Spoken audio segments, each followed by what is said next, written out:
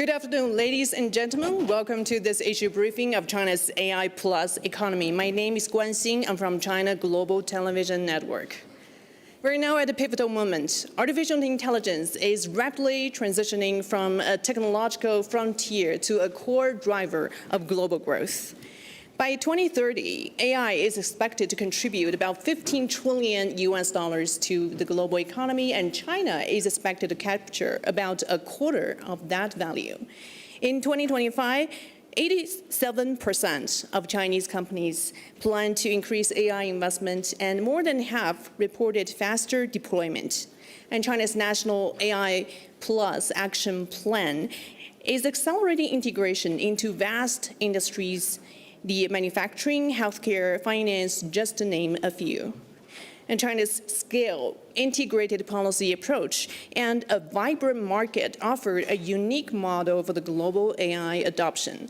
So to delve further into China's AI plus development, I'm privileged to be joined here by an outstanding panel of speakers, and they come from different backgrounds, from the academia, industry, frontier innovation, and global finance. Please allow me to introduce them. Let me start with Mr. Dowson Tong, Senior Executive Vice President of Tencent and CEO of Tencent Cloud and Smart Industries Group. Very warm welcome to you both, Dowson. And next to him is Ms. Yutong Zhang, founder and president of Moonshot AI. Thank you so much for joining us. And next to him is Professor Gong, Executive Director of the Chinese Institute for New Generation AI Development Strategies at the Nankai University. Welcome, Professor Gong.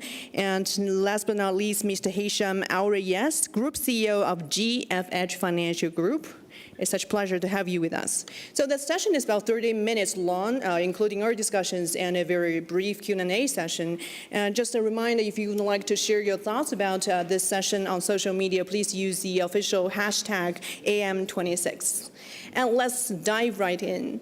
Let me start with Hisham, because I'd like to have a global investor perspective. We're now in this unprecedented fervor of AI investment, but discussions about the AI bubble, the intensity of capital investment meets uncertain paths of return also grow quickly. So I know you're an investor who navigates cycles, and in what areas are AI generating, tangible, measurable economic value today? Thank you for having me today. I think we had a discussion this morning in the governance session, and there was a poll, and 60% of the people think it's not a bubble, and the opportunity to capture the value is still there. And I think that there is substantial value and returns to be extracted out of this new market-changing invention and change. And not only in AI specific, but also through the full spectrum from power generation to data centers to chips to technology, software, and capital market. So the advancements of technology require heavy investments, and we come from the wealth management and asset management and you see the developments throughout the world, whether through in China or in the States or also from our region. The requirements of government investment solo cannot drive and take it to the next level. So you'll see a lot of the founders and companies, they raise globally, and when their capital markets are stronger, you'll see more advancements, stronger research, and higher delivery, and a shorter cycle for delivering return on investment. I think the opportunity is massive, and we are just at the beginning, and the ability to transform this into throughout the economy to create a true value in short period of time, as whomever does that will be the winner. And I think China AI Plus is a true serious desire to deliver on that to win the race. Mm-hmm. Right. Your spot on China's AI Plus action plan is what we're going to zoom in now. Professor Guan, give us an academic, perspective on China's AI Plus action plan and how it shows about the potential of AI in creating growth drivers across China's economy. Yeah, actually, the AI Plus action is a national initiative officially announced last year in August. So in this document, if you read the document, you cannot find any words talking about AGI. You cannot find any words talking about the chips. It does not mean the Chinese government don't understand the importance of AGI, don't understand the importance of chips. But that means the Chinese government lay more emphasis on the diffusion, on the adoption, on the penetration of AI, and to make AI really make values in production and in the daily life. So the main direction is to move AI from chat to product to services. So the goal was set in two steps. First, by 2027, next year, the diffusion rate of the AI agent and the terminal, intelligent terminal will exceed 70%, and by 2030, over 90%. So that's the goal of the diffusion in China. This is the goal of AI Plus. Right, and let me turn to Yutong, leading an AI company at the frontier. How do you think about China's approach, like focusing on the diffusion and it does not mention AGI? And if we talk about the diffusion of AI, what are the biggest, blockers or enablers of AI adoption in the economy? Yeah, I think China is a very unique market. I think China market is huge in many perspectives. It has a huge manufacturing industry, a huge retail industry. I think many industries give us the environment to build a real scalable system in production. There will be like many data, many use cases that people can try, use AI to couple with. So I think this is one of the advantage in China market. And I think secondly is the openness to new technology, because we have seen it continuously, the pattern in several of the technology wave, in EV, in solar, in smartphone, in autonomous driving. I'm personally surprised, 85% of the Chinese people think autonomous driving is safe and also can improve really their open-minded. their lifestyle and productivities. So that's why I think China has like thousands of robotaxi already, run in like tens of the cities. So I think this like openness to technology, really ready to embrace new technology, is very unique for China. And also, I think lastly, I think AI actually helps a lot on really deliver a hyper productivity tool for the individuals. Even today, we are still a startup company. We do a lot of the hirings. The resume that we receive are personal website already.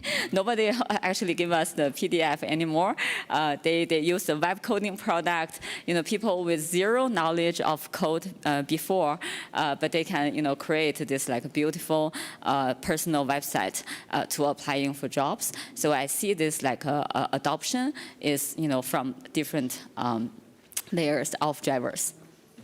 That's right. And Dowson, Tencent is serving vast industries, and you see the full spectrum. Just tell us how Chinese, technology and the industrial leaders are integrating AI and to drive tangible results. Well, we definitely work with a lot of customers from different industries to deploy all forms of AI. When people talk about AI, I think we might tend to think of one big super system and give it a term AGI, but in fact, in reality, there are many different types of models that serve different purposes, and more specifically, when you look at the different industries and different enterprises, they are trying to use AI in every single function within their operation. For example, at Tencent, not only many of our programmers are using coding tools extensively to churn out features much faster than before, we're also seeing product managers, designers, accountants, basically from different roles are using these modern tools to automate their work, building tools that otherwise won't be possible to enhance individuals' productivity. Some of the customers that we work with in the retail sector, for example, some of them use Gen photo technology, Gen 3D model technology to speed up their product design cycle. We help a lot of customers to use AI to get better ROI on their marketing dollars that they spend by better targeting, more personalized service that leads to better conversion. And not to mention, there are a lot of AI applications in healthcare. We help some of the pharmaceutical companies with drug discovery. So I think we're seeing a lot of energy, positive energy to endorse AI in the current environment. One thing I want to highlight, though, is that it's pretty common in China that people are looking for good ROI. They want to lower the cost of using AI, and for us, we, as part of our cloud technology, we always look for optimization for the cost of using AI so that it can be distributed, it can be diffused to a much wider community, leaving nobody behind. Mm-hmm. And Hisham, let me bring back your global investor perspective. Now you have heard about China's national strategy and also these business dynamics. What do you think about China's, AI plus development? And do you find it maybe, how do you compare it into global AI development? Yeah, so my view is, one, it starts from the top. Yeah, so it's the discipline and direction, whether it's a country or a region, or or even if it's a company. So in our company, I went and we assigned 10% of the yearly objectives of all chiefs that they have to see how to adapt the AI, and not to adapt AI as an interface, but how to transform that in actual efficiency. Now, if you take that example and move it to a country, you'll see the compounded benefit onto the economy. Then you look at the open structure of the China AI philosophy, let's call it. Then you have the non-open structure, okay? And that signal that the benefit, they want to see it to trickle down into the economy, into the companies, so it's a more affordable. So it's not the benefit of that company, of that product, the return of that individual. It's not an individual, it's an economy. And this is very interesting. And they have applied that across the economy. Now in our region, you will see also very leading models in UAE, for example, and how they want to make the AI as a part of mandatory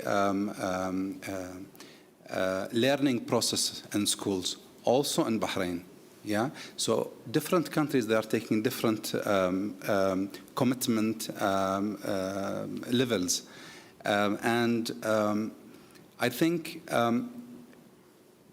soon or now we are seeing AI becoming as a part of the lifestyle. So it's a more of the lifestyle and how you utilize that. But it's very interesting to see what's the end game. I think China is looking to create value throughout the economy, very clear, with very specific objectives across the economy, not just as a benefit of those companies and this is the difference in the philosophy, I think. That's right. That's a very, your observation is very right on the point, because China is really integrating AI into various aspects of the economy. And talking about the economy, it ultimately is about people's economy and how we work. Professor Guan, in your opinion, how is China's AI push influencing workforce strategies from talent development to organizational design?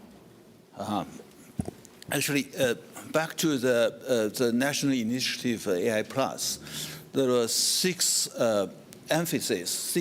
focuses are identified. First is to use AI to empower sci-tech R&D.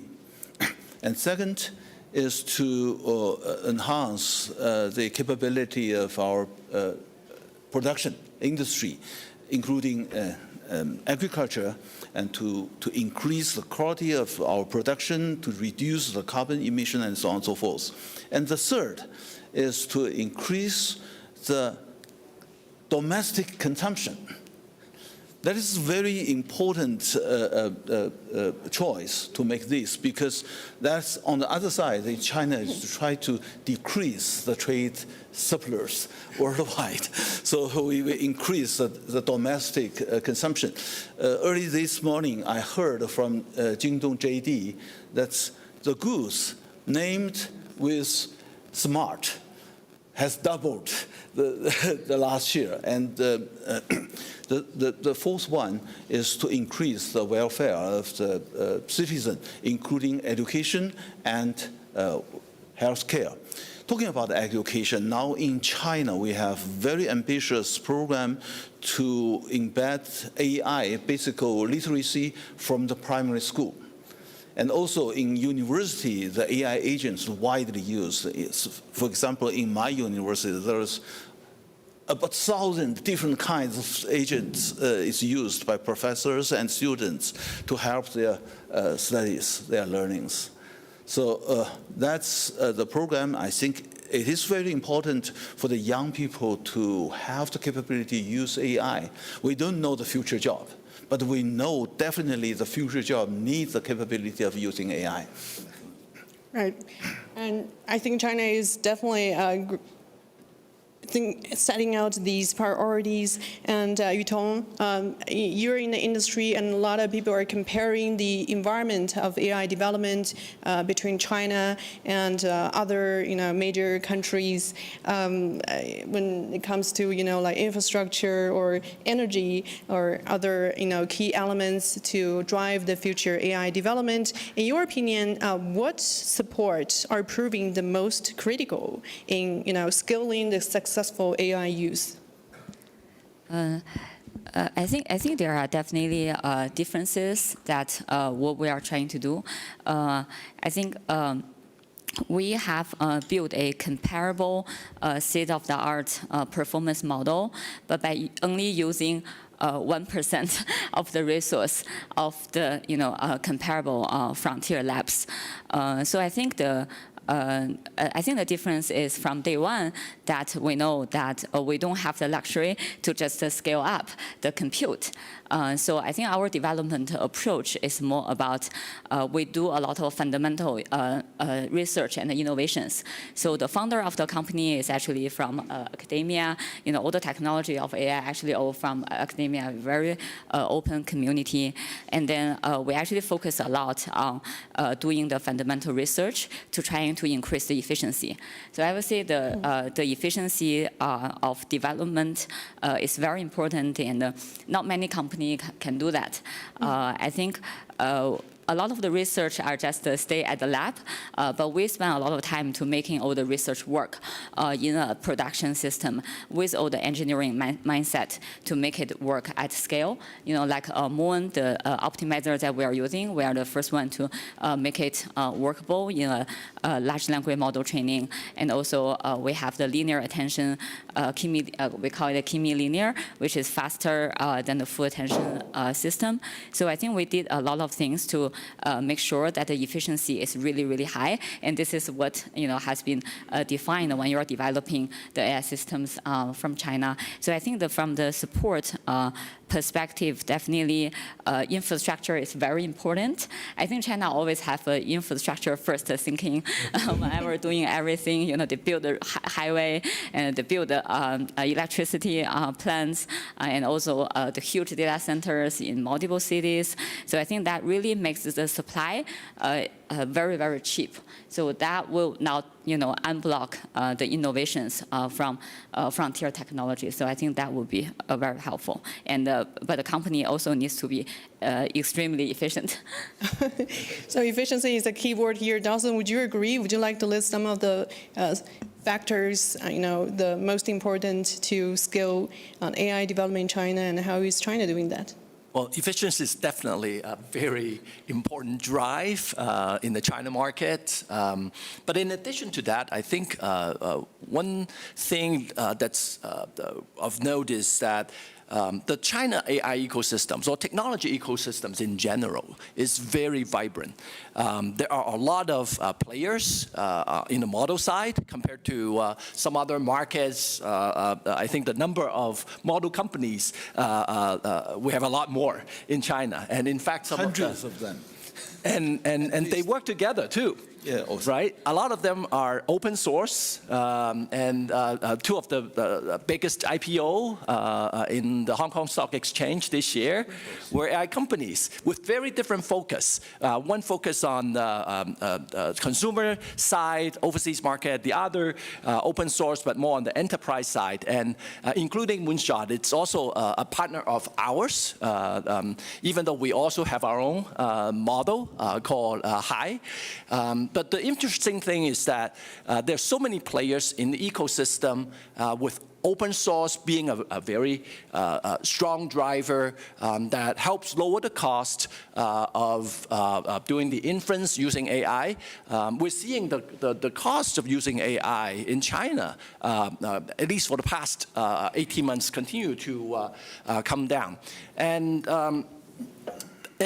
for Tencent, we understand that customers want choices. There are many different use cases for a company, and they might want to use different models of different sizes for different purposes. So our focus as part of the cloud strategy is to provide tools, products that are model agnostic, support different types of models. I think that gives the power of choosing the right model for themselves back to the hands of the customers. Right. And no one has talked about energy, and I'd like to ask Professor Gong about this, because energy use is really one of the crucial elements in AI development in the future. Do you think China is well positioned to provide energy much needed?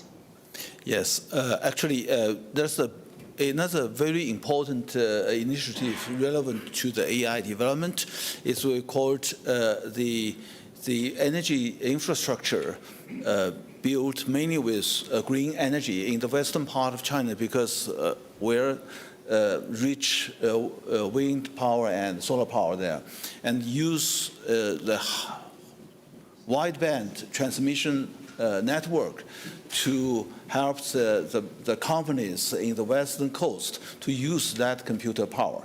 So we call it 东数西算, that's the data in the west and the computer power.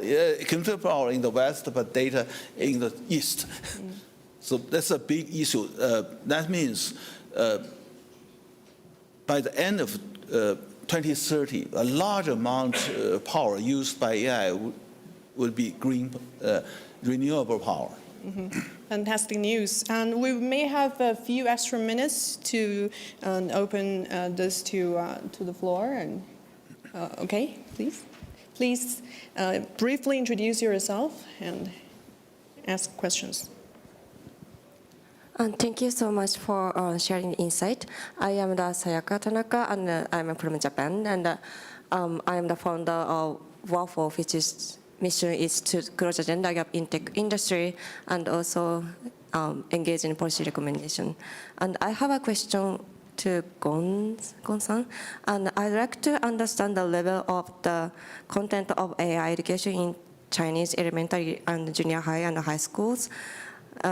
Is creative education such as developing product using AI, not just AI literacy, including in compulsory education? And also, how are the teachers trained or supported so that they can teach AI effectively? That's a nationwide program for teaching the teachers, training the trainers to use AI. And also, we carefully adopted the United Nations framework for the competence of teachers and students in AI. So if you could see, China is the first country to have the white paper on the AI application in education. So if you have chance to read that white paper, you can get more information. Can I add to that? I think the new generation learns AI not only from schools and the traditional education institutes by having very free tools. In our case, like what we call Yuanbao. Many young generations can go to these ChatGPT-like app to ask questions, to meet their curiosity needs. I think encouraging the new generation to be curious and use these freely accessible AI tools would be the best way to develop the habits of using AI as part of the learning tool. Indeed. Please. Thank you for an interesting session. My name is Saeed Al-Saqri. I'm an economist from Oman. And I am curious, anybody can answer actually, about the impact or the negative impact of using AI on education especially and on labor market. Adopting technologies has always been also part of adaptation, has had negative impact on education, on economic activities, especially the labor market. I don't know if you have assessed or looked into that, and what was your conclusion, and how you have already adapted. And I'm very happy to see that you have a white paper for use of AI in education system. But maybe you have already an experience and have seen some of the negative impact of adopting AI and the impact on people's education abilities and so on, and also on the traditional jobs and the markets that usually everybody can do, and now it is being done by AI. Thank you very much. Let me shortly answer a question about education, because there's a negative side. So the challenge is how to help students to use AI to empower their deep thinking, not satisfied by the instant answer. That's a very big challenge. And also talking about the workforce, the employment. By far, that's the early phase of AI adopting. The employment is increasing. Last year, the year before last year, and in the Chinese job market, there's deficits of 5 million workers required to have the AI capability. But along with deeper adoption of AI, some job will be replaced. So there's a nationwide plan to upskilling the workers to be able to use AI and to find new tasks, which is empowered by AI. So I stop here. Thank you. Yeah, I think I just want to add some echo to Professor Gong's comments. I think it's not necessarily a negative effect, but I do see change in terms of the people that we want to work with, like new type of AI native organizations. So we really emphasize on having the people have general intelligence capabilities rather than specializations. I think that's like a trend because AI can provide some on-demand expertise in the domain. And also, I think for the organizations, the historical function-based organization structure will also be changed. So I think secondly is I feel like human creating new knowledge at a faster speed than before. At least for the past 2 years, I sleep very little, and we have a lot of progress, and I think every day is like we're feeling that the learning ability is very important than the past experience, because the past experience and the past knowledge may get expired sooner than before. So I think that is also very important. So actually, I think the education system, if they can adapt to develop more general thinking and general knowledge, and also To reform. yeah, and also like a good, really good like a learning ability, really good AI proficiencies. We still think like we are still find difficulties in hiring rather than the opposite. Yeah. I think we need to learn how to ask the right questions. That's a very important. Yeah. Maybe no time for one, maybe just, can you do it very briefly? Very briefly. So last year it was noteworthy. In the green room, American supremacy in AI was celebrated. And 3 weeks later, there was the DeepSeek moment. What's the likelihood we have something similar this year? How far are we from another DeepSeek moment with China? Don't know. Don't know. We will launch a new model very soon. Their model is quite good. Kimi, this is a good model. Okay, let's wait and see. And there are always new excitement on the horizon, and let's we have this open-minded participants in this industry, and let's hope for more progress in the sector. And thank you so much for joining us. And if you continue with this, your thoughts about the conversation, you can use the hashtag AM26 on social media. The session is concluded. Thank you so much. Thank you.